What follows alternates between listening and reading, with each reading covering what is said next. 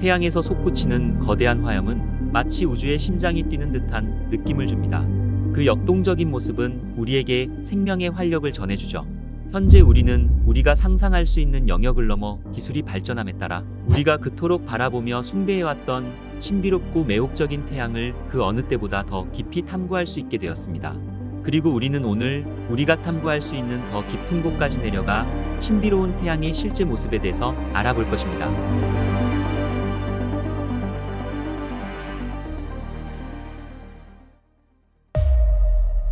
지금 보고 계시는 이미지는 나사의 태양 역학 관측 위성인 SDO에서 촬영한 것입니다. 태양 코로나는 오랫동안 인류의 관심을 끌어왔습니다.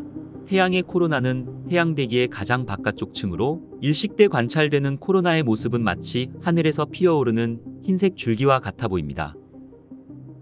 이러한 코로나의 모습은 예로부터 우리 조상들에게는 신비롭고 아름답게 여겨져 왔습니다. 태양 플레어 현상입니다. 이것은 태양 코로나와 채층에서 발생하며 1859년 영국 천문학자 리처드 캐링턴에 의해 처음 관측되었죠. 태양 플레어는 태양 대기에서 발생하는 수소폭탄 수천만 개에 해당하는 격렬한 폭발 현상입니다. 주기적으로 발생하는 태양 플레어 현상은 태양 활동이 활발한 시기에 하루에 몇 번씩 일어날 수 있습니다.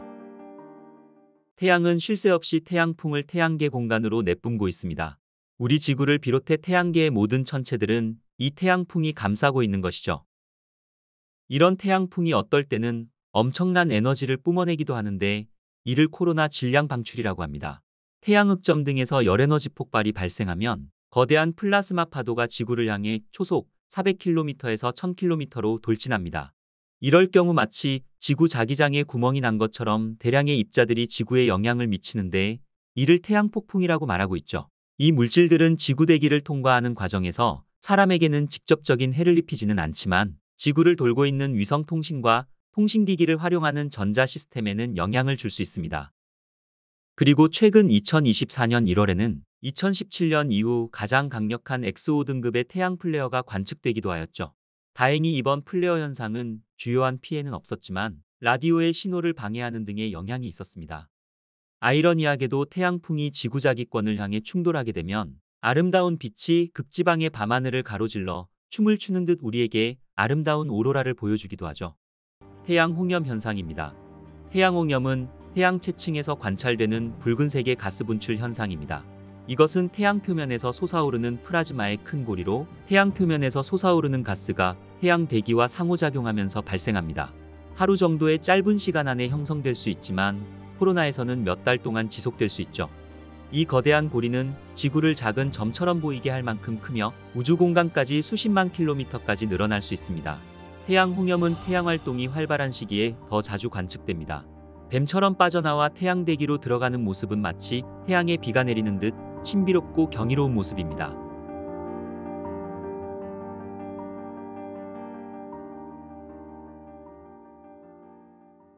태양은 크게 핵심부와 복사층, 대류층 및 광구 등 4개의 주요 영역으로 구분됩니다. 이 중 복사층과 대류층은 태양의 전이 영역에 해당합니다. 이 영역은 태양 내부의 에너지 생성과 전달 과정이 변화하는 중요한 지점입니다. 태양의 전이 영역은 태양 코로나의 형성과도 밀접한 관련이 있습니다. 두께가 약 100km에 달하는 매우 얕은 층으로 이루어져 있죠. 태양의 열은 코로나에서 채층으로 흐르며 이 과정에서 태양의 열 온도는 무려 2만 도에서 100만 도까지 급격하게 상승합니다. 맹렬하게 끓고 있는 지구의 용암은 섭씨 1170도로 지구의 용암과 태양과는 비교할 수 없을 정도로 태양은 엄청난 열을 내뿜고 있는 것이죠. 전이 영역의 더 낮고 더 깊은 끝 부분의 온도는 이보다 6배 더 높으며 전이 영역의 상단의 온도는 346배 이상 더 뜨겁습니다.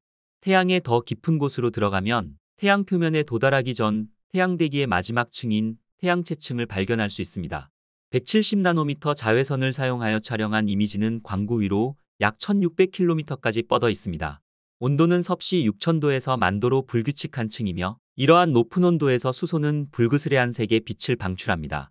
채층을 면밀히 조사하면 스피큘이라고 알려진 매혹적인 특징들을 발견할 수 있습니다. 바람에 날리는 긴 물결 모양의 흔들리는 플라즈마는 태양의 가장자리에서 가늘게 뻗어나와 실처럼 보입니다. 음속보다 약 282배 빠른 초당 최대 100km의 속도로 태양 표면에서 위쪽으로 발사됩니다. 길이는 거의 10km에 달하며 평균 약 5분에서 10분 내에 형성되고 사라지길 반복합니다. 연구팀은 태양활동 관측위성인 SDO의 극자외선 스펙트럼으로 포착한 이미지를 통해 코로나 안에서 에너지의 이동을 추적하였습니다. 그리고 스피큘이 코로나 온도까지 가열되는 것이 일반적인 것임을 확인되었죠. 이것은 스피큘을 통해 코로나가 고온을 갖게 된다는 것을 뒷받침하는 것이었습니다. 태양의 더 낮은 대기를 통해 내려오면 가시광선을 사용하여 가장 잘 확인되는 태양 자체 표면인 광구에 도달합니다. 태양의 광구는 우리에게 가장 친숙한 태양의 표면입니다. 광구의 가장자리는 육안으로 흔히 볼 수 있듯이 날카롭고 정밀하게 보일 수 있지만 이는 단순히 태양에서 얼마나 멀리 떨어져서 관측하는지에 따라 다를 것입니다. 그리고 태양 자체는 고체가 아닙니다. 이것은 딱딱한 표면의 모습 그대로가 아니라 실제로는 약 100km 정도의 가스로 이루어진 공과 같은 것이죠. 태양은 태양의 어떠한 영역에서도 물질이 고체와 액체 또는 기체 상태로 존재할 수 없습니다. 이것은 태양이 너무 뜨겁기 때문에 물질의 네 번째 상태라고 불리는 플라즈마 형태로만 존재할 수 있죠. 이것은 하전입자들이 자유로이 움직이며 모여있는 상태를 말하는 것입니다. 학자들은 태양의 전체 물질의 99.9%를 플라즈마로 구성되어 있을 것으로 추정하고 있습니다. 태양은 약 27일 주기로 축을 중심으로 자전합니다. 이 자전은 광구에서 흑점의 이동을 통해 관측함에 따라 측정되었죠. 하지만 사실 태양은 가스로 된 공과 같기 때문에 고체의 행성이나 달과 같이 사실상 회전하지는 않는 것이죠. 태양의 적도 지역은 극지방보다 더 빠르게 회전하는데 이러한 차등 회전의 근원은 현재 태양 천문학의 연구 대상이기도 합니다. 표면 아래를 들여다보면 하나가 다른 하나로 이어지는 것을 볼 수 있습니다. 이 이미지는 스웨덴 태양 망원경을 사용하여 약 400나노미터의 가시광선 파장을 사용하여 촬영한 것입니다. 흑점 옆과 그 주변의 광구는 가장자리가 들쭉날쭉하고 끝없이 모양을 바꾸는 세포로 가득 차 있습니다. 이 세포는 냉각되어 갈라지는 용암과 다르지 않습니다. 영상 속에서 부글거리는 작은 알갱이들은 쌀알무늬 또는 알 조직이라 부르기도 합니다. 이 조직은 태양의 핵융합 과정에서 일어나는 플라스마 대류 현상 때문에 발생합니다.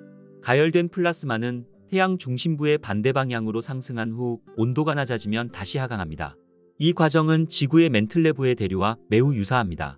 전형적인 쌀알 조직의 직경은 1000km 정도이며 8분에서 20분 지속됩니다. 이러한 쌀알 조직 가운데는 24시간이라는 긴 수명과 3만 km라는 큰 직경을 가지게 되는 초대형 쌀알 조직도 볼 수 있죠. 태양의 흑점의 개수는 약 11년 주기로 변동합니다. 현재 태양은 활발하게 활동하고 있으며 태양 플레어의 발생 빈도도 증가하고 있죠. 흑점은 태양 활동 중 가장 눈에 돋보이는 것으로 태양 표면의 검은 구멍처럼 보입니다. 흑점이 어둡게 보이는 이유는 흑점의 온도가 광구의 온도보다도 낮기 때문입니다. 광구 밑의 대류층에서 일어나는 열의 흐름이 흑점의 강력한 자기장 때문에 막혀 흑점의 온도가 상대적으로 낮은 표면 온도를 지니고 어둡게 보이게 되는 것이죠.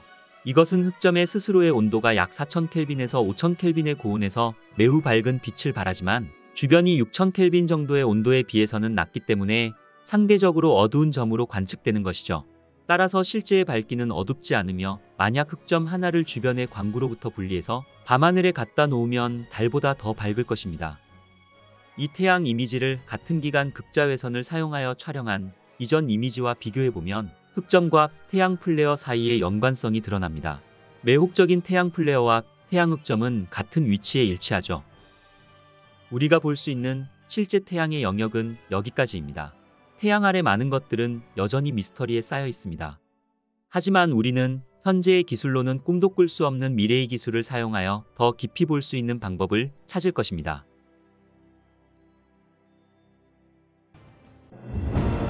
미양 공우주국 나사는 인류 최초 태양 탐사를 위한 파커 탐사선을 태양을 향해 쏘아 올렸습니다.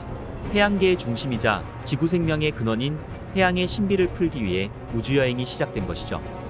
영원히 식지 않고 방대한 열과 빛을 끊임없이 쏟아내는 태양은 지구 생명체에 없어서는 안 될 거대한 에너지원으로 우리에게는 영원한 연구 대상이었습니다. 역사상 태양에 가장 가까이 근접하여 태양을 탐사하고 있는 미양 공우주국 나사의 태양 탐사선 파커. 오늘의 우주의 발견은 뜨거운 열기 속으로 들어가 태양을 탐사하고 있는 파커 탐사선과 태양의 신비로운 코로나에 대해서 알아보겠습니다.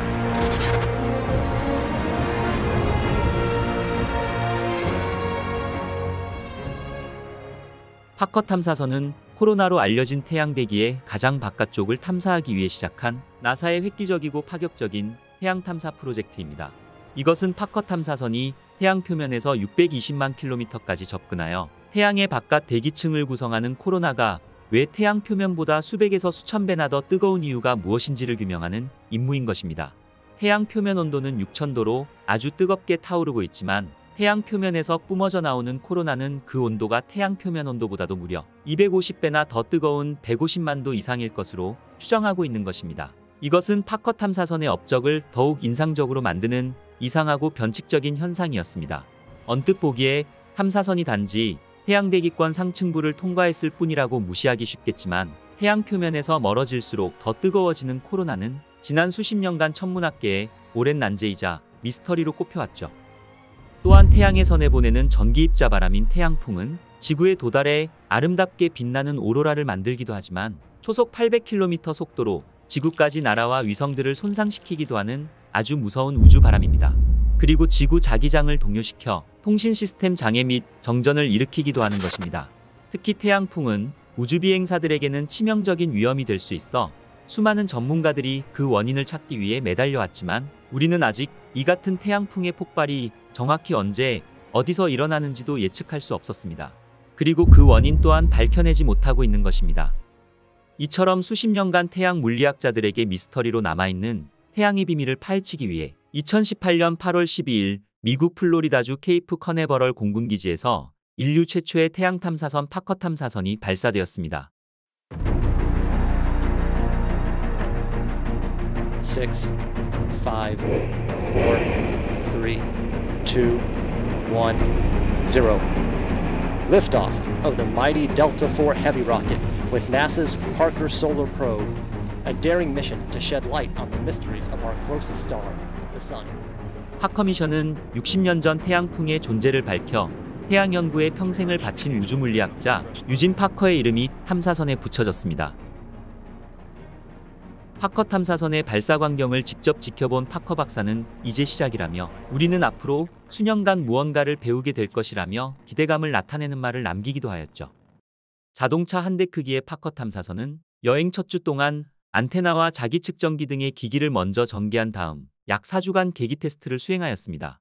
이후 파커 탐사선은 금성을 향해 날아가 금성 중력 보조 장치를 처음으로 작동시키며 금성의 중력을 이용하는 플라이바이를 이용하여 우주선의 궤도를 더욱 탄탄하게 다듬는 작업을 진행하였습니다. 파커 탐사선이 처음으로 태양에 가장 가까이 접근하는 시기는 2018년 11월이었습니다. 발사된 지 2달 만에 태양에서 4230만 킬로미터 거리까지 비행하며 태양으로부터 약 2500만 킬로미터까지 다가가게 되는데 이후 조금씩 거리를 줄여서 2024년경에는 약 600만 킬로미터까지 태양에 접근하여 탐사하게 되는 것입니다. 그리고 파커 탐사선은 인간이 만든 탐사선 중 가장 빠른 속도로 태양을 향해 날아가게 됩니다.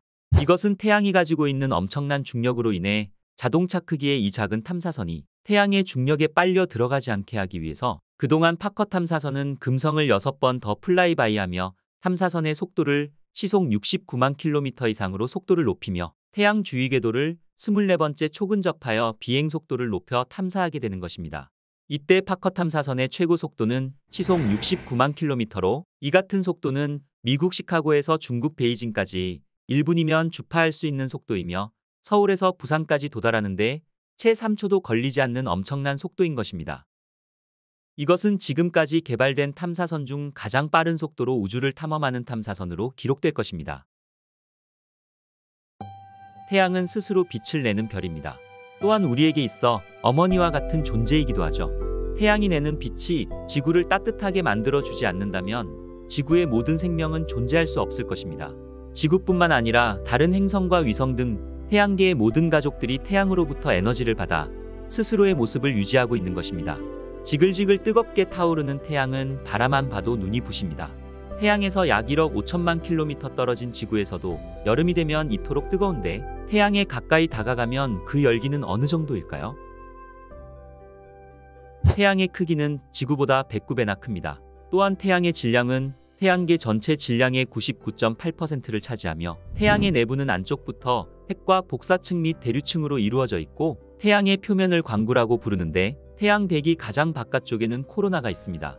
이 코로나는 지구에서도 쉽게 관측할 수 있으며 대기일식 때 하얗게 빛나는 부분이 바로 태양의 플라즈마 대기인 코로나입니다. 파커 탐사선은 바로 이 코로나를 탐사하여 코로나의 비밀을 밝혀내는 것이 핵심 임무인 것입니다. 파커 탐사선이 태양에 가장 가까이 다가가는 이 코로나에 해당하는 부분은 그 온도가 100만 도에서 300만 도를 훨씬 넘을 것으로 추정하고 있으며, 태양 가까이 다가가는 파커 탐사선의 선체에도 섭씨 1400도에 달하는 엄청나게 뜨거운 열이 전달되게 되는 것이죠. 그렇다면 이처럼 뜨거운 온도에서도 파커 탐사선은 어떻게 녹지 않고 임무를 수행할 수 있을까요? 이를 이해하기 위해서는 먼저 열과 온도의 개념부터 알아두어야 합니다. 온도는 입자들이 얼마나 빨리 움직이는지를 측정하는 반면, 열은 입자들이 전달하는 총 에너지 양을 측정합니다. 따라서 입자들이 빠르게 움직이면 온도가 높지만, 반면 입자들이 아주 적으면 많은 에너지가 전달되지 못하는 것이죠. 우리가 살고 있는 지구는 온화한 서식지이지만 지구가 속한 태양계는 극단적인 온도로 가득 차 있습니다. 태양의 중심부는 약 1500만 도이며 표면 온도는 약 6000도에 이르는 가스와 불덩어리로 되어 있습니다. 한편 우주의 온도는 평균적으로 영하 270도를 맴돌게 됩니다. 열은 뜨거운 물체에서 차가운 물체로 이동하는 에너지의 적외선 파동인 복사로 우주를 이동하게 됩니다. 이 복사파는 자신과 접촉하는 분자들을 자극하여 가열하게 되는데, 우주는 진공 상태이며 기본적으로 비어있는 공간이므로 복사파의 진행 경로에서 직접적으로 접촉하는 분자와 물질이 없는 우주는 가열되지 않고 차가운 것입니다. 즉, 우주는 진공 상태이며 우주에는 가스 분자들이 너무 적고 서로 멀리 떨어져 있어 규칙적인 충돌이 일어나지 않는다는 것을 의미하며, 이것은 태양이 적외선 빛으로 가열하더라도 전도를 통해 열을 전달하는 것은 불가능하다는 것을 말하는 것이죠. 태양도 플라즈마로 이루어져 있습니다. 플라즈마가 얼마나 밀집되어 있는지는 레이어에 따라 다릅니다. 태양의 코로나는 온도가 매우 높은 반면 플라즈마 입자는 상당히 퍼져 있기 때문에 코로나의 온도가 무려 150만 도 이상이더라도 우주선 주변의 열을 관리할 수 있는 것이죠.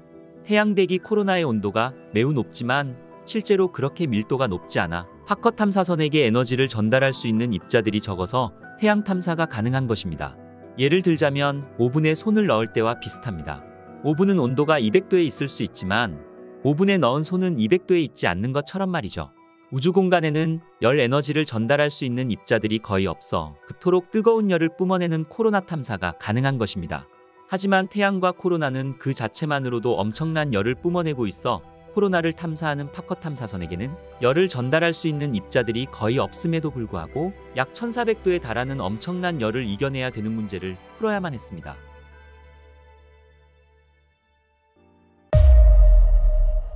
파커 탐사선은 태양열을 막아주는 방패 모양의 열보호 시스템이 장착되어 있습니다. 이 방패 모양의 열보호 시스템 TPS는 금속을 녹일 만큼 뜨거운 온도를 견뎌야만 하는 파커 탐사선의 핵심 요소입니다. 이 열보호 시스템은 지름 2.43m로 육각형 모양으로 된 열 차폐막으로 구성되어 있으며 두 개의 탄소 플레이트 사이에 삽입된 탄소 합성 폼을 사용한 최첨단 기술로 제작되었습니다. 이 열보호 시스템 TPS는 무게 또한 가벼울 뿐더러 가능한 많은 열을 처리하고 햇빛을 반사하기 위해 내부 패널에 도달하는 열의 양을 줄이는 특수한 흰색 세라믹 페인트로 코팅되어 마감되어 있습니다. 그 외에도 파커 탐사선의 표면에는 약 11.43cm 두께의 방열판이 설치되어 있어 이 같은 최첨단 기술 덕분에 외부 온도가 섭씨 1371도까지 오르더라도 탐사선 내부는 섭씨 29.5도로 유지되어 뜨겁게 타오르고 있는 태양까지 탐사할 수 있게 된 것입니다. 그리고 파커 탐사선에 설치된 열보호 시스템 TPS는 최대 섭씨 1650도까지 견딜 수 있도록 설계되어 있습니다. 그리고 파커 탐사선에 장착된 기기들은 자동 작동되어 열보호 시스템 TPS 뒤로 숨어들어 자신들을 보호할 수 있게 설계되어 있습니다. 탐사선에 동력을 공급하는 태양 전지판 또한 태양에 접근할 때마다 자동으로 열보호 시스템의 그림자 뒤로 접혀 들어가게 되며, 만약 차폐막만으로는 열을 감당하기 힘들 만큼 태양에 가까이 접근하게 되면 에어컨과 비슷한 냉방 시스템이 가동되어 태양열 지별기와 계기 등이 피해를 입지 않도록 시스템되어 있어 태양 탐사가 가능하게 된 것이죠. 그리고 태양열을 막아주는 그림자 가장자리에는 휴대폰의 절반 크기만한 센서들이 여러 개 부착되어 있어 이 센서들 중 하나라도 햇빛을 감지하게 된다면 그 즉시 중앙 컴퓨터에 경고를 보내 직사광선을 받지 않도록 우주선의 자세를 변경시키며 탐사선에 장착된 다른 기구들을 보호할 수 있게 우주선의 방향을 조절하는 등 파커 탐사선에는 최첨단 기술이 집약되어 설계되어 있는 것입니다. 태양계의 경계까지 탐사선을 날려보낸 인류가 이제서야 최초의 태양 탐사선을 쏘아올린 이유 또한 바로 태양의 뜨거운 열기를 막을 수 있는 첨단 방열 기술을 그동안 개발하지 못하였기 때문입니다. 이 같은 이유로 인해 이번 프로젝트 담당 과학자들은 파커 탐사선이 우주탐험 역사상 가장 어려운 도전 중 하나라며 입을 모아 말하고 있는 것이죠. 그리고 태양 탐사선의 또 다른 과제는 데이터를 지구로 다시 전송해야 한다는 점이었습니다. 파커 탐사선은 초당 최대 43만 비트 속도로 데이터를 전송할 수 있는 고이득 안테나가 장착되어 있지만 우주선과 지구 사이의 거리로 인해 전송 지연 및 중단이 발생할 수 있습니다. 그렇지만 이런 어려움에도 불구하고 파커 탐사선은 이미 중요한 성공을 거두었습니다. 태양에서는 수소 같은 가벼운 원자들이 융합하면서 무거운 헬륨 원자핵으로 바뀌는 현상이 발생합니다. 이 과정에서 감소되는 질량만큼 엄청난 에너지가 발생하게 되는데 바로 이것이 핵융합 반응인 것입니다. 이 핵융합이 만든 압력은 태양 표면을 위로 밀어 올리게 되지만 반면 태양의 중력은 가벼운 원자로 구성된 대기를 아래로 당기게 됩니다. 평소 태양은 위아래 힘이 균형을 이뤄 태양이 무너지거나 폭발하지 않지만 모든 곳에서 힘의 균형이 유지되는 것은 아니라서 일부에서는 풍선에서 바람이 빠지듯 이곳에서 생기게 되는 구멍이 바로 코로나 구멍인 것입니다. 베일 교수 연구진은 이 코로나 구멍에서 증폭된 자기장이 태양풍을 우주로 밀어낸다는 것입니다. 자기장은 자석이 물체를 끌어당기는 자기력이 미치는 공간입니다. 지구나 태양은 막대 자석과 같이 자기장을 형성하는데 이 자기장이 남극과 북극에서 위로 곱게 뻗었다가 다시 휘어져 아래로 내려오게 되는 것이죠. 파커 탐사선은 앞서 태양 주변의 자기장이 갑자기 방향을 바꾸는 현상을 밝혀냈으며 태양풍은 태양에서 방사상으로 뻗어나오는 자기장을 따라 이동하는데 수초에서 수시간에 걸쳐 자기장 방향이 바뀌며 S자 형태를 보이는 것입니다. 베일 교수는 2019년 네이처에 발표한 논문에서 자기장 역전이 태양풍의 가속에 영향을 미친다고 추정하였으며 이것은 마치 채찍을 휘두르듯 자기장이 S자로 요동치면서 태양풍의 속도가 빨라진다는 것을 나타내는 것이었습니다. 그리고 태양풍이 자전하는 태양을 따라 도는데 그 속도가 지금까지 예상한 초속 수킬로미터가 아니라 35km에서 50km에 이른다는 사실도 밝혀내었습니다. 태양풍의 회전 속도가 높다는 것은 태양이 생각보다 많은 에너지를 태양풍에 전달한다는 것을 의미하며 이것은 그만큼 태양의 자전 속도가 더 빨리 줄어들어 태양이 예상보다 더 빠르게 나이가 든다는 것을 말하고 있는 것이죠. 2021년 태양에 근접할 때 관측한 고속 태양풍은 태양에서 지구로 쏟아지는 고에너지 입자들이 마치 샤워기 헤드에서 물줄기가 튀어나와 쏟아지는 것과 같다는 연구 결과가 나왔으며 이러한 태양풍의 요동만 예측할 수 있다면 예상치 못한 전력 통신망 붕괴 현상을 예방할 수 있을 것입니다. 베일 교수 연구진은 국제학술지 네이처에 파커 탐사선이 태양 표면의 검은 구멍에서 고에너지 입자의 흐름을 감지했으며 이곳이 평균보다 빠른 고속 태양풍이 시작되는 영역으로 보인다고 밝혔으며 이로써 나사의 과학자들은 태양풍이 태양의 외부 대기인 코로나호를 통해 흐르고 우주로 배출된다는 예측이 확인된 것입니다. 태양 활동이 안정기에 있을 때는 코로나 구멍이 극지방에 있기 때문에 여기서 나오는 태양풍은 지구에 닿지 않지만 11년마다 태양 활동이 가장 왕성해지는 태양 극대기 시기가 오게 되면 태양의 자기장이 뒤집히면서 태양 활동이 활발해져 코로나 구멍이 표면 전체에 나타나게 됩니다. 이것은 지구를 직접 겨냥하는 태양풍이 폭발적으로 발생하는 것을 말하며 이 같은 태양 극대기에는 태양 플레어 현상이 강하게 일어나기도 합니다. 예를 들어 1859년 태양 대폭풍 시기에는 쿠바와 하와이에서도 극지방에서 볼 수 있는 것과 같은 선명한 오로라를 볼 수 있었습니다. 나사는 태양 활동이 활발해지는 태양 극대기 전후 몇 년간은 태양 전체에서 출현할 수 있다고 말하고 있으며 이런 활동은 지구에도 악영향을 미칠 수 있는 만큼 파커 탐사선의 관측은 2024년과 2025년부터가 더욱 중요하다고 설명하기도 하였죠. 지구는 자체 자기장이 있어 태양풍을 막아낼 수 있었지만 수소폭탄 수천만 개가 한꺼번에 터지는 것과 같은 태양 폭발 플레어가 일어나면 지구 밖에 있는 위성들과 지구 내에 있는 전력망 및 통신망 또한 영향을 받게 되어 지구에서도 큰 혼돈이 올 수 있는 것입니다. 파커 탐사선에 태양풍에 대한 정보가 쌓여 우주기상 예보가 정확해진다면 태양풍에 대한 피해를 대비할 수 있을 것입니다. 오늘의 우주의 발견은 태양 대기를 탐사하는 임무를 수행하고 있는 태양 탐사선 파커에 대해서 알아보았습니다. 파커 탐사선은 태양을 만지다라는 프로젝트의 명칭처럼 태양에 가까이 접근하여 임무를 수행하고 있으며 탐사선 안에는 파커의 성공적인 탐사를 응원하는 110만 명의 이름과 앞으로 무슨 일이 벌어질지 지켜보자라는 하커 박사의 메시지가 메모리 칩에 담겨 태양의 숨겨진 비밀을 파헤치기 위해 태양을 탐사하고 있죠. 천문학이 발달하지 않은 시대부터 인류는 하늘에 떠있는 반짝이는 무언가에 대한 동경이 있었습니다. 발을 딛고 설 수 있는 땅이라면 직접 만져보고 눈으로 확인이라도 할 수 있지만 머리 위에 무한히 펼쳐져 있는 세계에 대해서는 쉽게 알 수가 없었죠. 우주를 탐험할 수 있을 만큼 기술이 발전한 지금까지도 우리 인간은 하늘에 떠있는 저 반짝이는 것을 끊임없이 탐구하고 있습니다. 이제 우리는 우리가 볼 수 있는 반짝이는 물체가 별이 아니라는 것을 알 수 있죠. 그리고 그 물체가 태양에 가까이 날아가고 있는 외계에서 날아온 혜성이라고 하면 어떨까요? 저는 이 주제가 상당히 흥미로웠습니다. 태양 관측위성으로 알려진 소호탐사선은 태양풍을 관찰하고 태양흑점에서 폭발하는 코로나 질량 방출을 감시하며 태양 대기를 관찰했습니다. 그리고 태양을 관찰하던 소호탐사선에서 무려 4,000개가 넘는 태양으로 날아드는 혜성들을 관측하였죠. 이것은 의도치 않은 발견이었습니다. 무려 4,000개가 넘는 혜성들이 소호탐사선의 시야에 들어올 때까지 우리는 그것이 존재하는 줄도 전혀 몰랐으니깐 말이죠. 해가 지고 밤이 되면 하늘에는 수많은 별들이 반짝거리며 본인의 모습을 드러냅니다. 하지만 간혹 그 많은 별들 사이에서 유독 반짝거리며 존재감을 비춰내는 물체들이 있죠. 물론 이것을 직접 관측한다는 것은 굉장히 드문 일입니다. 가장 밝게 빛나는 별보다 더 밝게 빛나는 혜성을 지구 가까이에서 발견한다는 것도 드문 일이지만 그 혜성을 볼 기회가 생긴다면 그거야말로 어쩌면 일생에서 다신 없을 일이 될 것입니다. 혜성은 사실 흙먼지로 둘러싸인 눈덩이라고 불릴 만큼 일종의 우주 암석입니다. 우리가 살고 있는 지구에서는 내리는 눈으로 인해 거리에서 나뒹구는 얼음덩어리와 비슷하죠. 이 얼음덩어리를 살펴보면 안에는 자갈과 흙이 섞여 있다는 걸 알 수 있습니다. 그렇게 혜성의 중심부에는 물과 얼어붙은 가스, 그 위에 암석과 금속 조각들이 섞여 검은 먼지층으로 뒤덮여져 있는 것이 바로 혜성인 것입니다. 애초에 혜성은 물과 얼음 등 기타 분자로 코팅된 먼지 입자에서부터 시작합니다. 이 먼지 입자들이 결합되기 시작하면서 쌓이고 쌓여 결국에는 얼음 바위를 형성하게 되는 것이죠. 이때 중력이 얼음 바위를 서로 끌어당기게 되면서 혜성이 형성되는 것입니다. 우리가 관측하는 혜성에는 꼬리가 있습니다. 단순히 달려있기만 한 것이 아니라 빛까지 뿜어내기 때문에 실제로도 혜성에서 가장 눈에 띄는 부분도 혜성의 꼬리죠.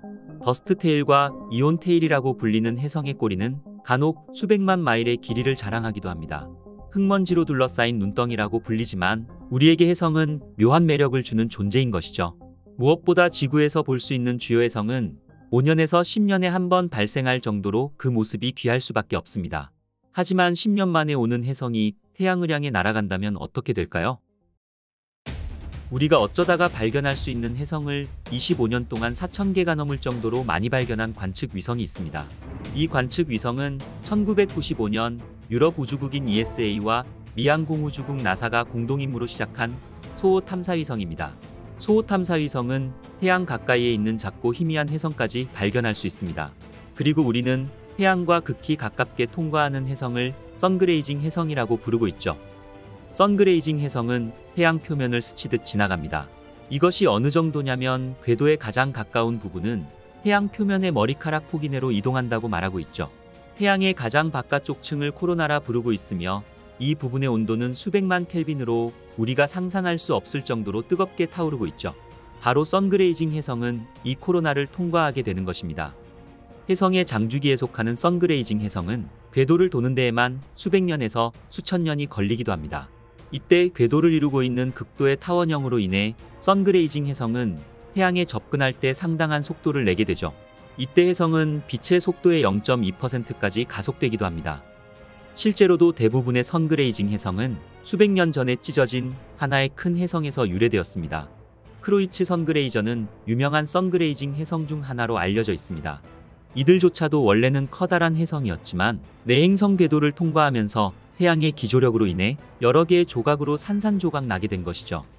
기원전 371년 아리스토텔레스가 발견했던 혜성을 현재 우리는 크로이츠 선그레이저의 모체가 되었던 거대 혜성으로 짐작하고 있는 것입니다.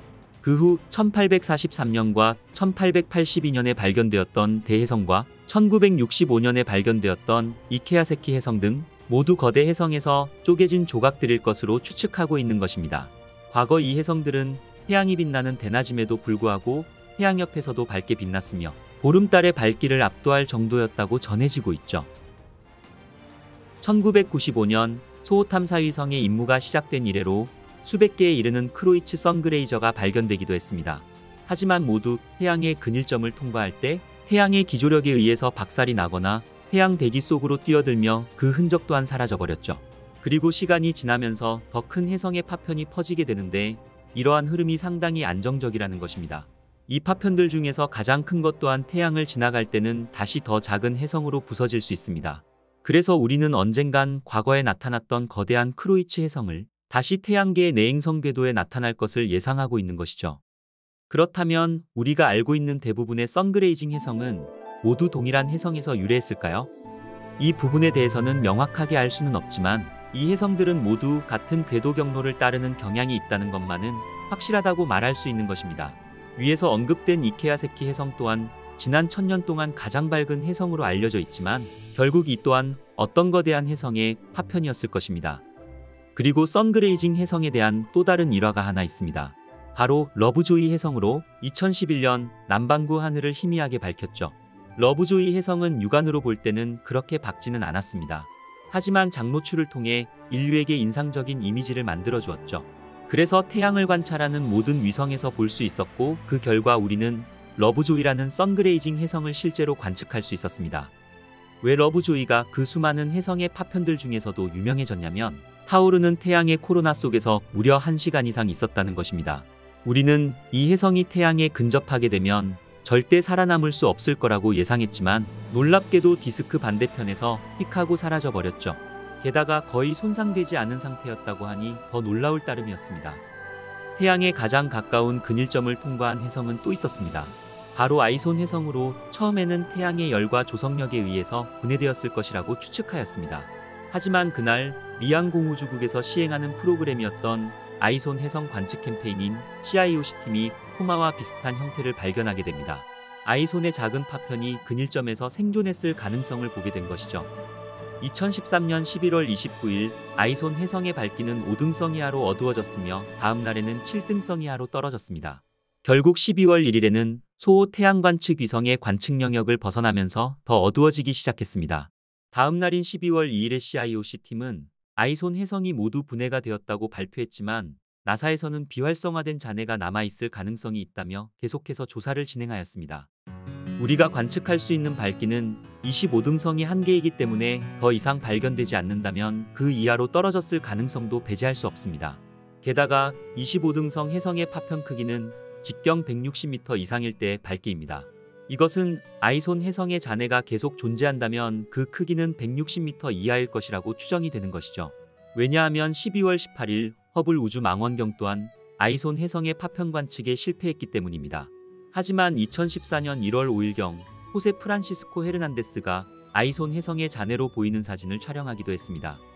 무엇보다 우리가 이렇게 관찰한 선그레이징 해성은 가장 큰 크로이츠 선그레이저 중 일부라는 것입니다. 일부라고 해도 해계 직경은 대략 수백 미터에 달하기 때문에 결코 작은 크기는 아닐 것입니다. 이보다 더 작은 대부분의 해성은 실제로는 태양 관측위성 시야에 들어올 때까지 절대 알려질 수가 없습니다. 지름이 10m에 불과한 작은 크기의 해성들은 우주에서는 너무나도 미세하기 때문에 태양에 가까이 지나가게 된다면 그 직후 완전하게 소멸되어 버립니다. 이는 발견된 직후 거의 기화되었다는 것을 의미하기도 합니다. 결국 기체로 변해 사라져 버렸다는 것입니다. 어떨 때는 선그레이징 해성이 태양 원반 뒤쪽을 지나갈 수도 있지만 결코 반대편에서 다시 나타나지는 않을 것입니다. 해성궤도 각도로 인해서 해성의 증발이 일어나는 것을 목격할 수도 있습니다. 그리고 얼음으로 만들어진 해성은 증발하며 암석 성분들도 찢어질 수밖에 없을 것입니다.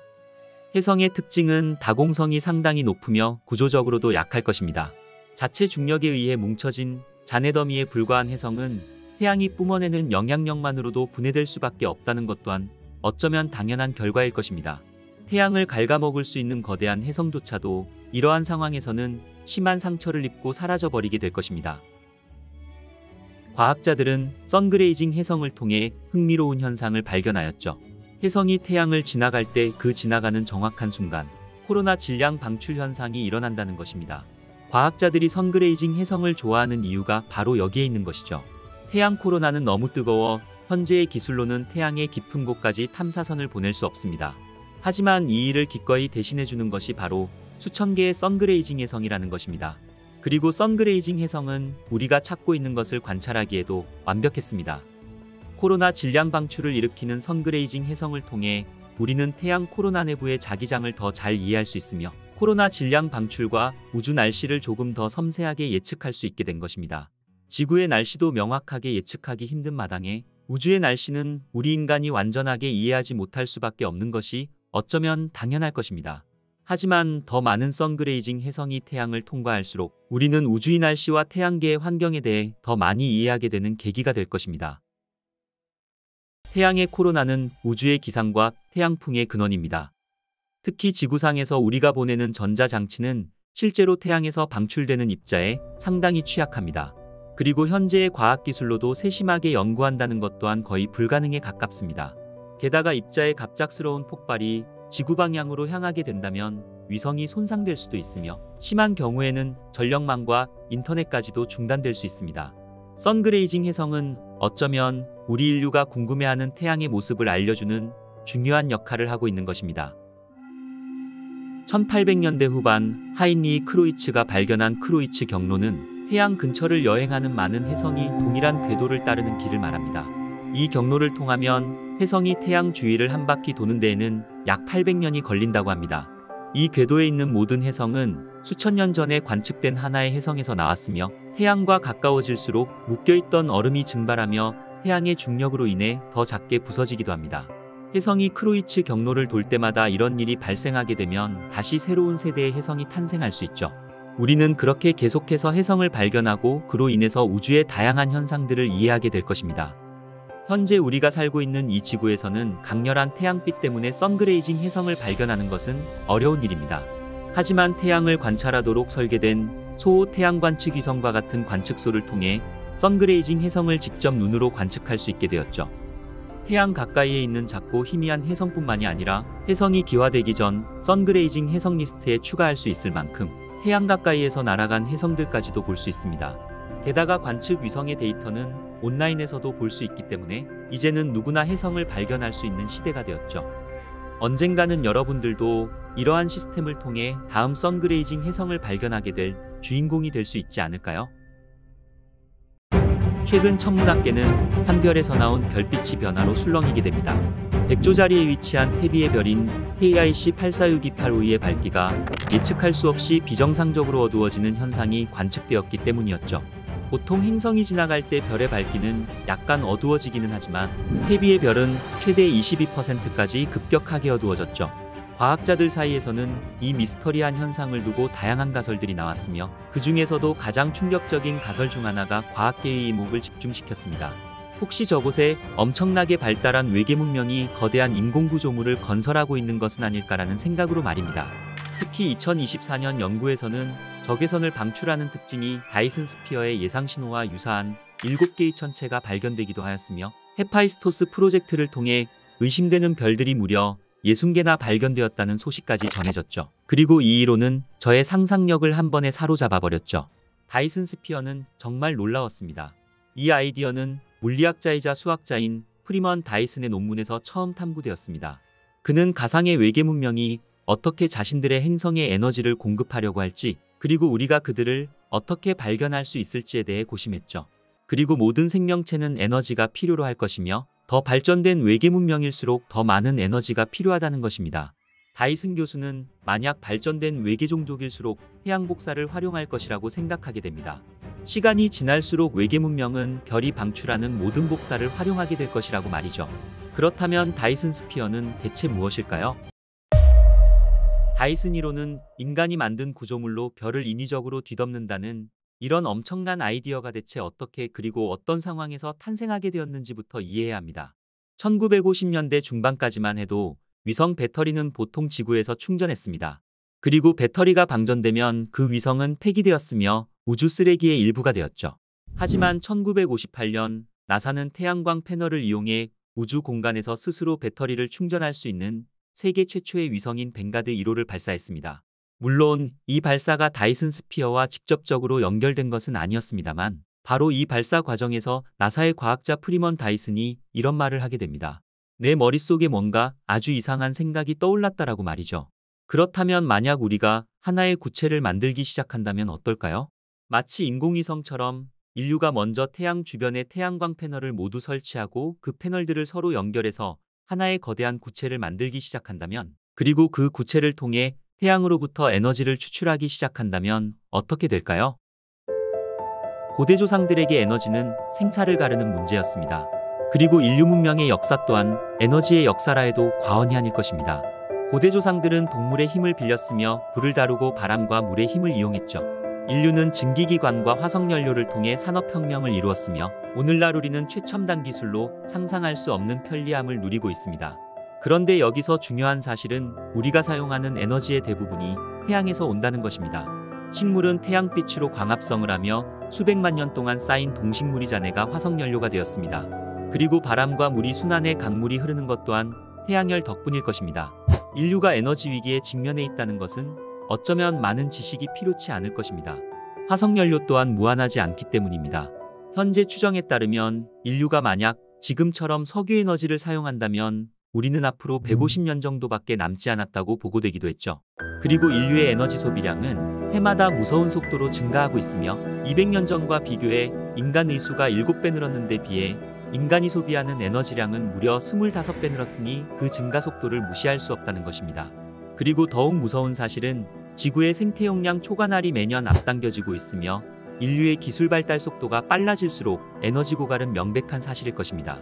그렇다면 이런 상황에서 우리는 우리에게 근본적인 질문을 던지게 됩니다.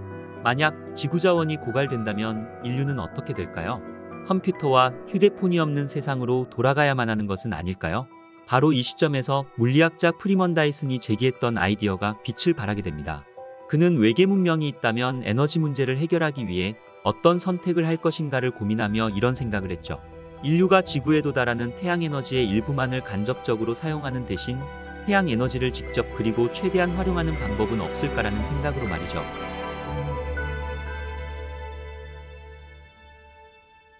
그 당시 다이슨의 아이디어는 간단하면서도 혁신적이었습니다. 태양을 거대한 인공구조물로 완전히 감싸 태양이 방출하는 모든 에너지를 포착하자는 것이었죠. 이것이 바로 다이슨 스피어의 기본 개념입니다. 태양은 초당 약 385요타와트라는 상상조차 할 수 없는 에너지를 사방으로 방출합니다. 요타와트가 얼마나 큰 단위냐면 현재 인류 전체의 총 에너지 소비량의 약 22조 배에 달하는 엄청난 에너지량입니다. 그렇다면 인류가 만약 태양 에너지 전체를 활용할 수 있다면 어떻게 될까요? 에너지 활용 기준으로 문명 단계를 분류하는 카르다셰프 척도라는 개념에서는 행성의 모든 에너지를 활용하는 문명을 유형 1이라 부르며 태양계 전체를 활용하는 문명을 유형 2 그리고 은하계 전체를 활용하는 문명을 유형 3으로 분류됩니다. 현재 인류는 행성의 에너지 일부만을 사용하고 있는 0.7 유형으로 평가되고 있죠. 만약 인류가 다이슨 스피어를 건설해 태양계의 모든 에너지를 활용할 수 있다면 인류는 단숨에 유형 2의 문명으로 도약하게 될 것입니다. 하지만 다이슨 스피어가 모든 에너지 문제의 해결책처럼 보일 수 있지만 사실 다이슨의 원래 의도는 외계 문명을 탐지하는 방법으로 제시되었습니다. 다이슨 교수는 최첨단 외계 문명이 있다면 분명 엄청난 에너지원을 필요로 할 것이며 따라서 다이슨 스피어와 같은 거대한 구조물을 건설할 가능성이 높다고 생각했죠. 그리고 이러한 구조물은 태양 에너지를 활용하는 과정에서 반드시 발생하는 폐열 때문에 특정한 신호가 방출될 것이며 특히 이 신호는 적외선 영역에서 나오는 강한 신호일 것이라고 보았습니다. 만약 우주 어딘가에서 적외선 신호가 강하게 나오는 별을 찾는다면 그것이 바로 외계 문명의 흔적일 수 있다는 것입니다. 다이슨 스피어의 개념은 매력적이지만 사실 현실적으로는 불가능에 가깝습니다. 거대한 구조물을 만들기 위해서는 엄청난 재료가 필요하기 때문이죠. 또한 아무리 튼튼한 자재를 사용해도 구체의 자체 중력으로 인해 붕괴될 것이며 해성 충돌과 같은 미세한 충격에도 취약할 것입니다.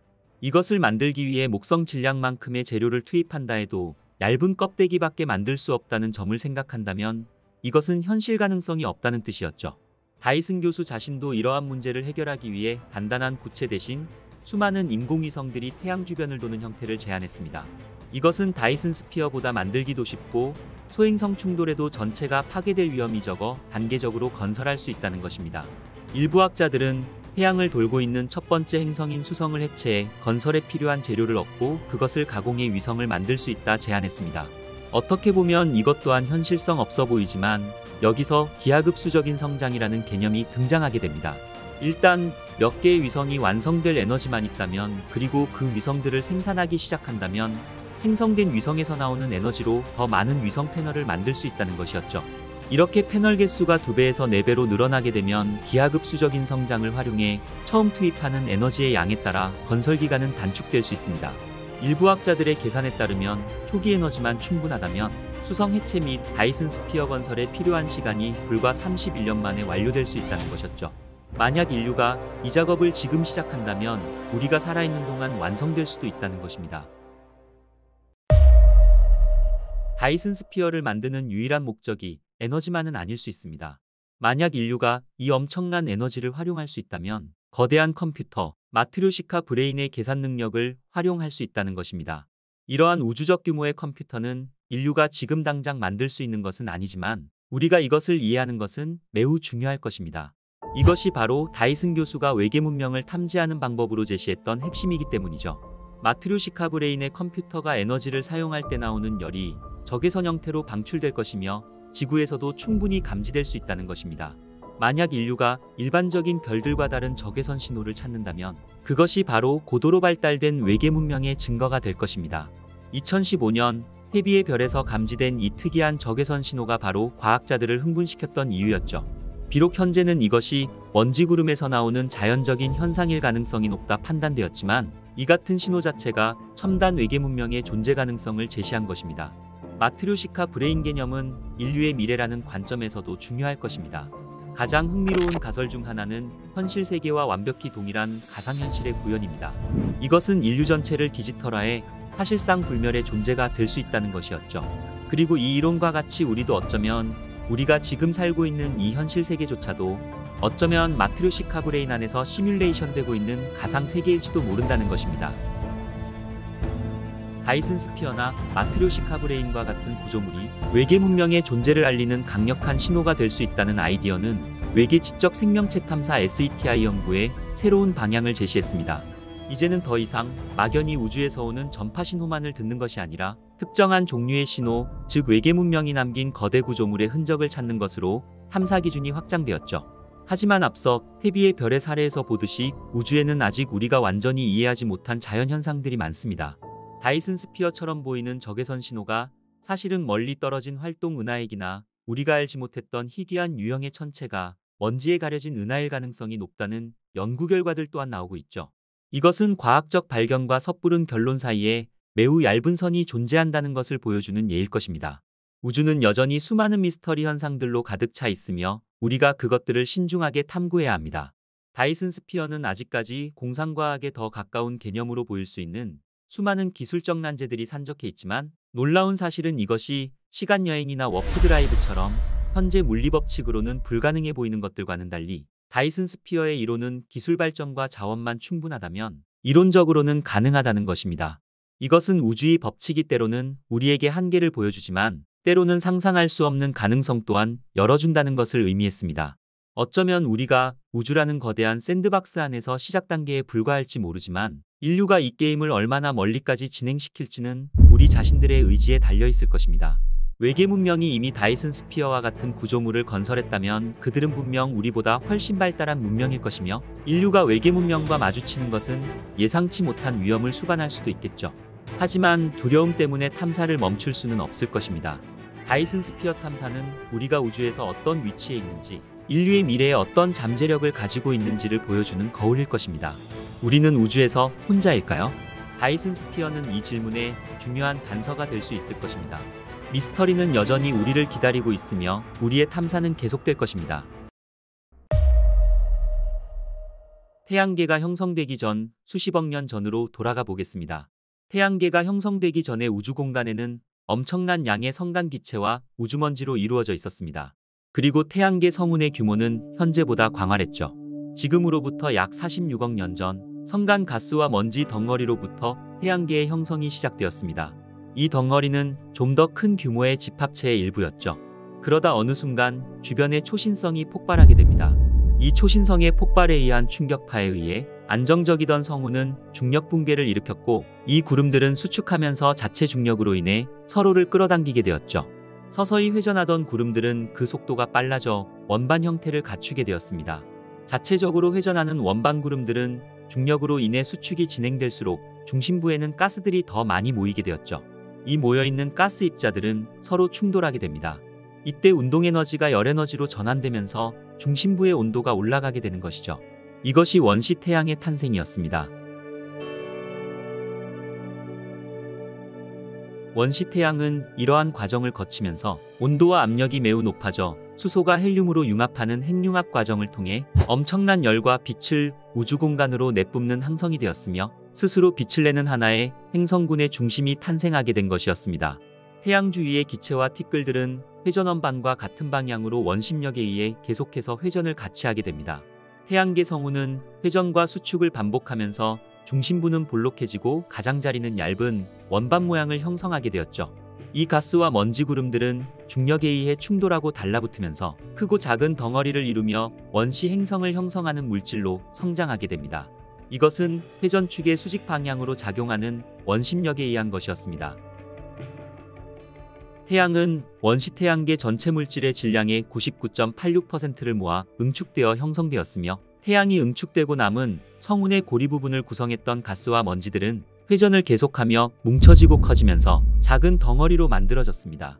이 덩어리들은 서로 잡아당기고 모여서 점점 덩치를 키우며 충돌하는 과정을 통해 행성과 외소행성 그리고 해성들이 만들어지게 된 것입니다.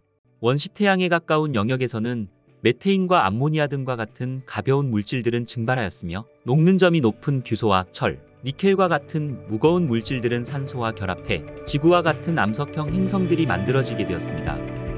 이때 태양에서는 수소핵 융합 반응이 계속해서 일어났으며, 이로 인해 강력한 태양풍이 발생하여 원시 태양 주변의 가스와 먼지들을 태양계 바깥으로 날려보내게 됩니다.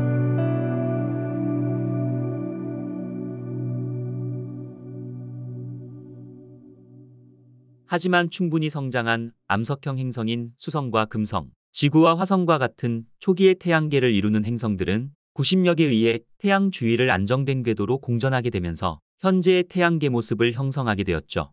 그리고 태양풍으로 인해 밀려난 먼 영역에서는 보다 가벼운 기체와 얼음으로 둘러싸인 티끌 등에 의해 목성과 같은 기체형 행성으로 진화하게 된 것이었습니다. 처음에는 원시 태양 주변으로 유입되는 물질들이 모든 방향에서 끌려들어와 원시 태양계는 매우 혼란스러운 환경이었을 것입니다. 그리고 붕괴된 성운 구름은 불규칙한 방향으로 접근하였을 것이며, 입자들 사이의 충돌은 정기적으로 일어났습니다. 각각의 성운들의 운동량은 그렇게 상쇄되었죠.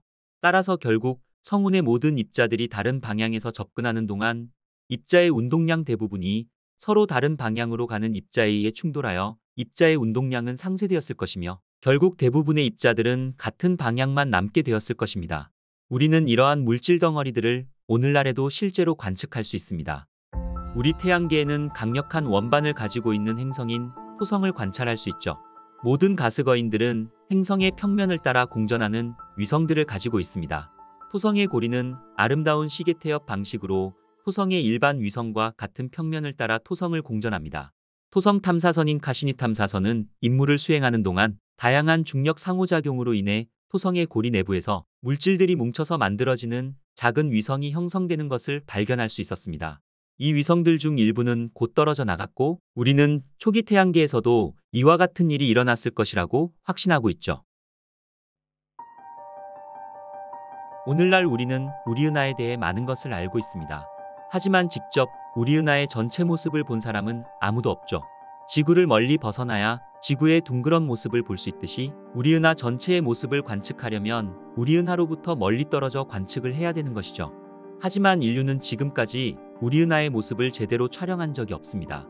우리 은하의 모습을 촬영하기 위해서는 카메라가 달린 탐사선이 우리 은하에서 수백 광년 떨어진 곳으로 가야만 하죠. 46년 전 지구를 떠난 보이저 1호는 인류가 우주로 보낸 탐사선 중에서 가장 멀리 간 탐사선이지만 이제 겨우 태양계를 벗어났죠. 보이저 1호가 현재 날아가고 있는 위치는 초속 30만 킬로미터로 빛이 달리더라도 22시간이 넘게 걸리는 232억 킬로미터 거리의 성간 우주공간입니다. 이 거리는 지구와 태양 간의 거리의 156배가 넘는 엄청난 거리인 것이죠. 만약 보이저 1호가 이 속도로 계속 날아가 우리 은하의 중심으로 날아가게 된다면 무려 18억 년을 날아가야만 우리 은하의 중심에 도착할 수 있습니다. 이것이 바로 우리 은하의 크기인 것이죠. 그런데 우리 은하의 크기는 빛의 속도로 달려도 우리 은하를 벗어나려면 10만 광년의 시간이 필요한 것입니다. 우리 은하의 전체 모습을 직접 보는 것은 거의 불가능에 가까운 일이죠. 그렇다면 과학자들은 우리 은하의 모양이 나선형이라는 것을 어떻게 알아냈을까요? 이것은 우리 은하 밖에 있는 은하, 즉 외부 은하에서 찾을 수 있습니다. 과학자들은 우리 은하의 모습은 보지 못했지만 이웃 은하인 안드로메다를 비롯해 많은 외부 은하를 관측해왔죠. 역설적으로 이들 은하가 멀리 떨어져 있기 때문에 가능한 것입니다. 우주에는 우리 은하와 같은 은하가 무수히 존재합니다. 관측 가능한 우주에는 최소 2조 개 이상의 은하가 있다고 하죠. 과학자들은 막대 나선 은하인 UGC 12158의 모습이 우리 은하의 실제 모습과 가장 비슷할 것으로 생각하고 있습니다. 우리 은하 안에서 우리 은하의 전체 모습을 유추한다는 것은 숲속에서 숲 전체의 모습을 그려보는 것과 같은 어려운 상황일 것입니다. 오랜 세월 동안 천문학자들은 조각조각 모은 관측 자료를 바탕으로 우리 은하의 전체 모습을 구성해내는데 어느 정도 성공을 거두었습니다. 우리 별 태양은 은하 전체로 본다면 티끌보다도 작은 별입니다. 하지만 태양계는 우리에게 무엇보다 소중한 지구를 품고 있는 곳이죠. 우리는 지금 이 순간에도 지구의 자전에 의해 1초에 약 400m를 이동하고 있습니다. 이는 음속을 넘는 수치로 시속 1500km에 달하는 맹렬한 속도입니다. 그런데도 우리는 왜 못 느낄까요? 예를 들어 일정한 속도와 고도로 날아가는 비행기 안에 있다고 상상해 보세요. 그 비행기 안에서는 자신이 얼마나 빨리 가고 있는지 알 수 없거나 심지어 자신의 관점에서 전혀 움직이고 있다고 말할 수 없을 것입니다. 그리고 외부 세계는 움직이고 있지만 지상에 있는 사람은 그저 지나가는 항공기를 보면서 자신의 고정 위치에 대한 상대적인 움직임만을 인식할 수 있을 것입니다. 우리는 느끼지 못하지만 지구라는 우주선을 타고 지구와 함께 태양을 공전하며 지금도 광활하고 신비로운 은하계를 여행하고 있는 것이죠. 우리는 지구가 태양을 공전하는 시간을 측정하는 데 매우 익숙합니다. 지구가 태양을 한번 공전하면 약 365일, 1년이라는 시간이 지나는 것으로 우리는 항상 이 개념을 생각하고 있죠. 하지만 이 같은 개념은 태양계 내에서는 굉장히 중요할 수 있지만 태양계를 포함한 무수히 많은 항성과 행성들을 가진 우리 은하에 비하면 사실 상당히 보잘것없는 수준일 것입니다.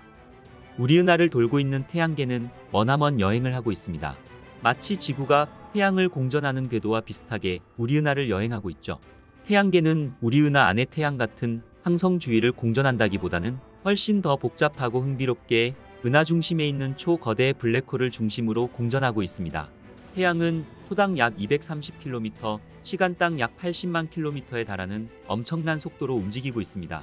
따지고 보면 태양은 우리 은하를 공전하는 듯이 보이지만 사실은 우리 은하 중심에 있는 초거대 블랙홀로 빨려 들어가고 있는 것이죠. 태양계가 우리 은하를 한번 공전하는 데 걸리는 시간은 지구의 시간으로 약 2억 2천만 년에서 약 2억 3천만 년 정도가 걸린다고 합니다. 그러나 지구가 태양의 중심을 돌고 있는 공전운동과는 그 형태가 다르게 움직이고 있습니다. 은하 속을 여행하는 태양은 마치 우리 은하를 중심으로 회전목마를 타고 있는 것과 같은 궤적운동을 하고 있죠. 태양이 위아래로 목마운동을 하는 주기는 약 6200만 년 정도라고 합니다. 태양계는 은하면과 행성 궤도면 사이에 약 60도의 각도로 은하계를 이동합니다.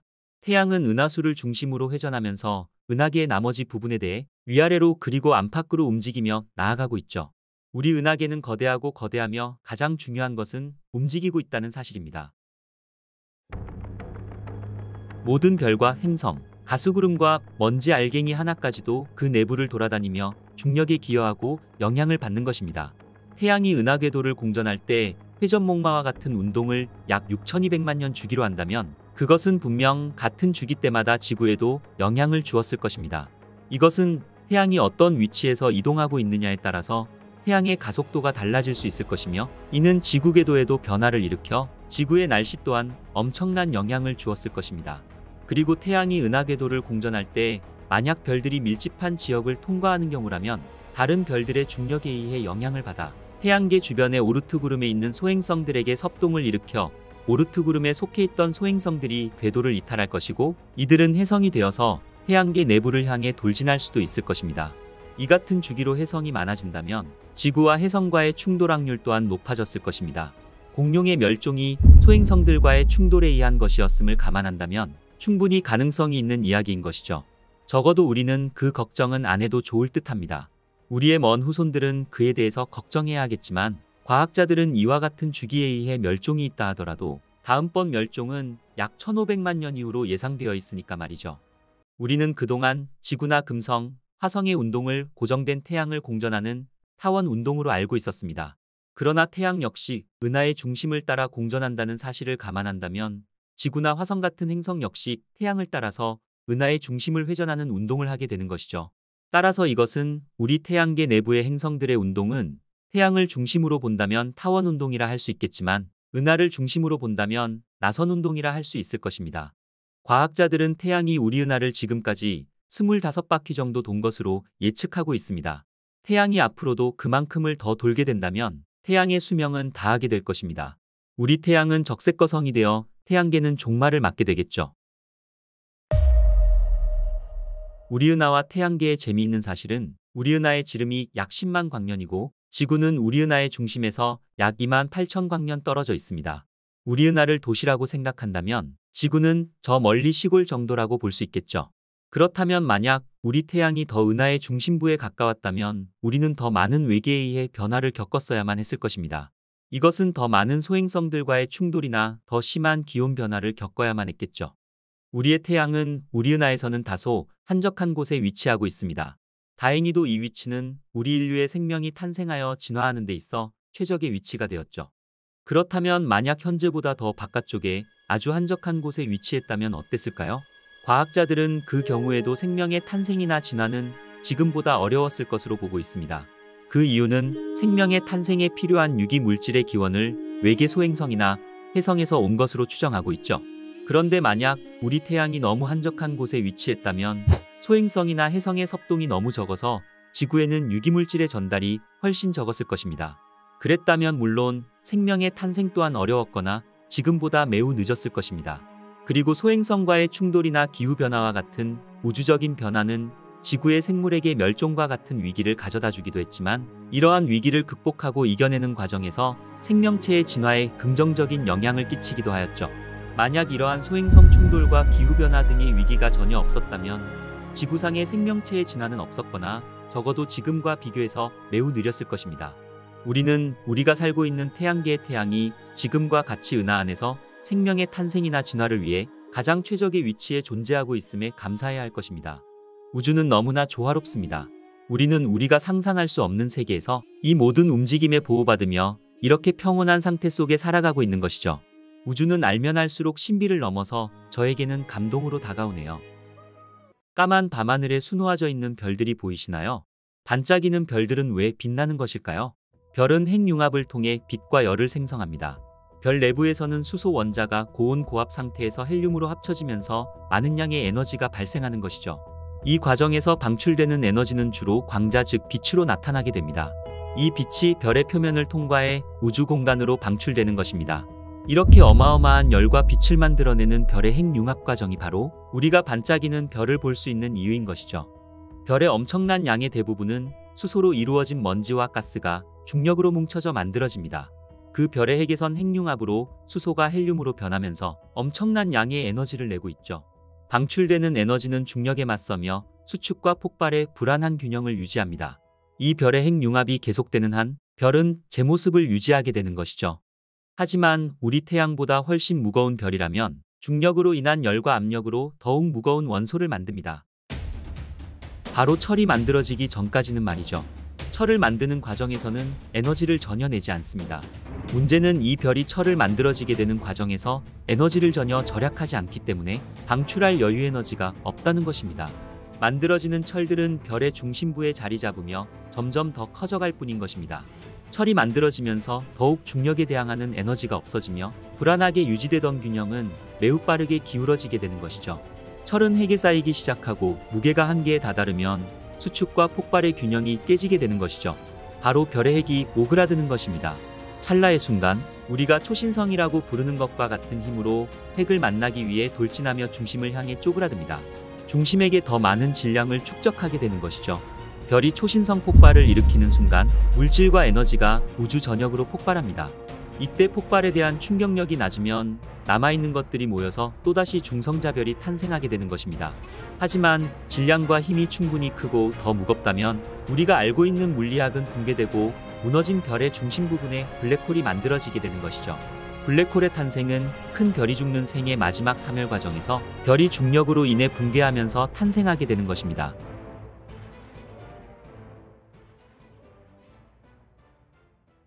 블랙홀이 이름 그대로 검은색이라면 블랙홀이 어떻게 존재하고 있다는 사실을 우리가 알 수 있을까요? 블랙홀을 볼 때 여러분이 보고 있는 검은 구체는 실제로 블랙홀 그 자체가 아닙니다. 사실 우리 눈에 보이는 블랙홀은 사건의 지평선 부분이죠. 여기를 넘어서는 순간 블랙홀의 중력이 너무 강해서 우주에서 가장 빠른 존재인 빛조차도 빠져나올 수 없는 공간 영역으로 들어가게 되는 것입니다. 이것은 다르게 말하자면 영원히 나올 수 없다는 것을 뜻합니다. 그래서 아무것도 반사하지 않는 검은 공 모양을 보게 되는 것이죠. 그럼 검은 구멍은 뭘까요? 바로 블랙홀의 특이점입니다. 특이점은 시간과 공간 자체를 왜곡하는 힘을 방출합니다. 즉 공간과 시간, 그리고 물리법칙들이 더 이상 적용되지 않는 무한히 작고 밀도가 높은 지점으로 붕괴되는 것이죠. 하지만 그 너머로는 우리가 볼 수 없습니다. 블랙홀의 특이점은 모든 질량이 한 점에 집중되어 부피도 없고 밀도 또한 무한대인 그런 곳이거나 아니면 우리가 전혀 생각지도 못하는 다른 뭔가가 있을 수도 있습니다. 아직은 아무도 모릅니다. 우리가 모르는 이유는 바로 사건의 지평선이라는 것 때문이죠. 질량이 있는 모든 물체는 중력을 발휘합니다. 우리는 뉴턴 시대부터 이를 알고 있죠. 블랙홀은 20세기까지 거의 알려지지 않았습니다. 그러나 아인슈타인이 1915년 일반 상대성 이론을 내놓았을 때 그와 동시대 사람인 칼 슈바르츠 실트는 아인슈타인의 일반 상대성 이론을 사용하여 어떤 질량이라도 충분히 촘촘하게 압축되면 블랙홀이 될 수 있다고 계산하였죠. 칼 슈바르츠 실트는 이 이론을 통해 너무 거대하고 빛 자체도 탈출할 수 없을 만큼 충분한 중력을 생성할 수 있는 물체가 존재할 수 있다고 추론하며 이것은 질량이 없는 가벼운 광자라도 빠져나올 수 없다면 아무것도 나올 수 없다고 주장하였죠. 블랙홀 사진을 보면 실제로 블랙홀 자체는 보이지 않습니다. 하지만 우리는 블랙홀의 주변 사건의 지평선을 보고 있는 것이죠. 이곳은 중력이 너무 강력해져서 빛이 더 이상 떠날 수 없는 경계선입니다. 어둠밖에 없는 공간인 것이죠. 공간에 미치는 영향은 하나이지만 블랙홀은 우주의 또 다른 측면인 시간 자체에도 영향을 미치는 것입니다. 만약 블랙홀에 뛰어든다면 블랙홀 근처에선 시간이 이상하게 흐를 것입니다. 구경꾼들이 보기엔 여러분이 블랙홀에 다가갈수록 속도가 느려지는 것처럼 보일 것입니다. 여러분의 시간이 느리게 가기 때문입니다. 결국 시간이 멈춰버리고 점점 붉어지다 사라져버립니다. 그치만 빨려 들어가는 당신이 본 우주는 마치 미래를 보는 것처럼 엄청난 속도로 시간이 흐르게 되는 것이죠.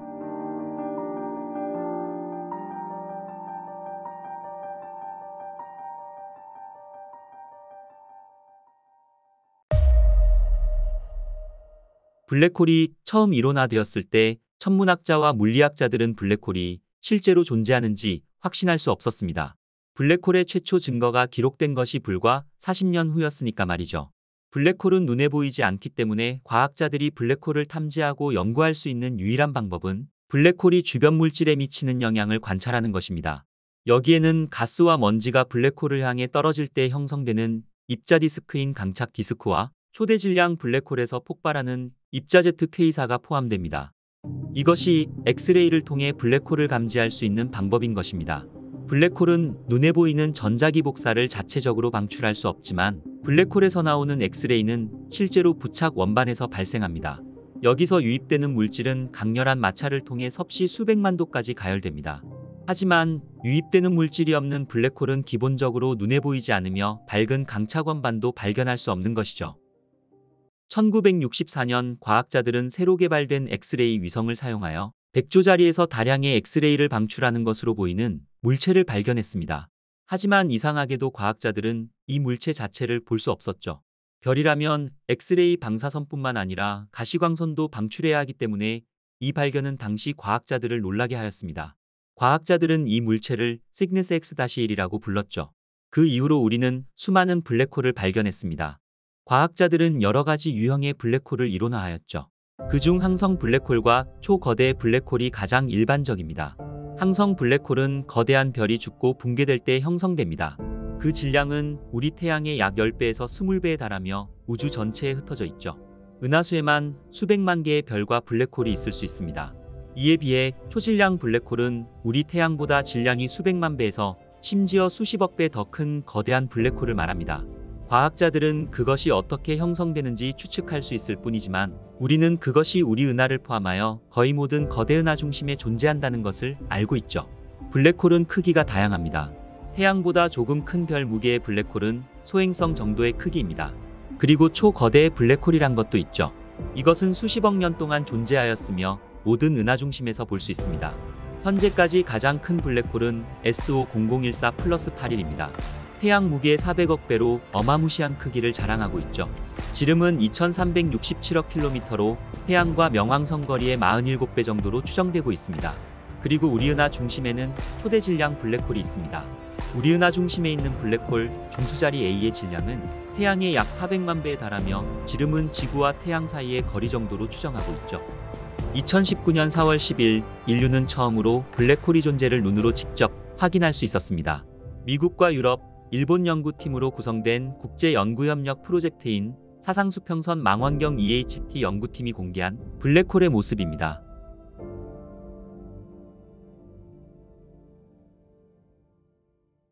이것은 아인슈타인이 1915년 일반 상대성 이론을 제시하면서 처음 등장한 블랙홀의 존재를 직접적인 증거를 통해 눈으로 확인한 사건이었죠.